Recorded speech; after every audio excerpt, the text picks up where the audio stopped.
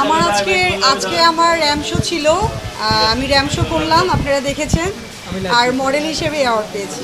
যেহেতু আমি মডেল এবং আমি স্টেজ প্রোগ্রামগুলোই বেশি করছি, আজকে পিয়াল ভাইয়ের প্রোগ্রামে আমি আসছি, র্যাম শো করলাম। আর সামনে এগুলো কাজ বেশি আছে আমার।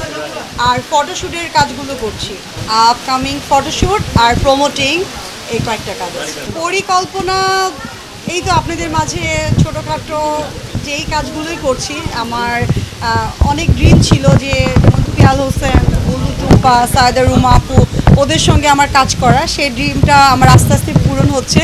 সো এইটাই আমার আলহামদুলিল্লাহ আমি বলি। এবং সামনে আপুদের সঙ্গে ভাইয়াদের সঙ্গে আমি পিয়াল ভাইয়া, রুমা আপু, তারপরে বুলু টুম্পা, ওনাদের সঙ্গে আরও ভালো কাজ করতে চাই। এর কারণ হলো আমি যেহেতু মডেল, আমি নিজেকে একটু ডিফারেন্টভাবে প্রেজেন্ট করি। আর আপনারা ভালোবাসেন, এই জন্য হয়তো আপনাদের কাছে ভালো লাগে। আসলে যার মন সুন্দর তাকে তার ভিতর থেকে যে সুন্দর তাকে বাইরে থেকে সুন্দর লাগে। আমার মনটা আলহামদুলিল্লাহ খুবই ভালো, খুবই সুন্দর, এই জন্য উপরটাও সেটার প্রকাশ পাচ্ছে। আসলে শাকিব খান এমন একজন আমাদের বাংলাদেশ ইন্ডাস্ট্রির বড় নায়ক, ওনার সঙ্গে আসলে সবারই কাজ করার অনেক অনেক স্বপ্ন। সো আমারও স্বপ্ন দেখি, যদি ব্যাটে বলে মিলে অবশ্যই দেখবেন কাজ। নায়ক ফার্স্টে, তারপরে গল্প।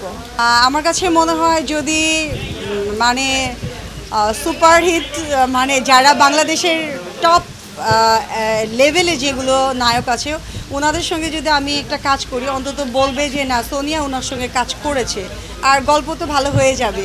আসলে গিভ অ্যান্ড টেক আসলে আমিও শুনি। আমি এখন এই পর্যন্ত এরকম পরিস্থিতি শিকার হইনি বা এরকম প্রস্তাব পাইওনি, আমিও শুনছি। সামনে হয়তো যদি পাই তাহলে আপনাদেরকে জানাবো। আমি সবসময় ঝামেলা একটু কম পছন্দ করি।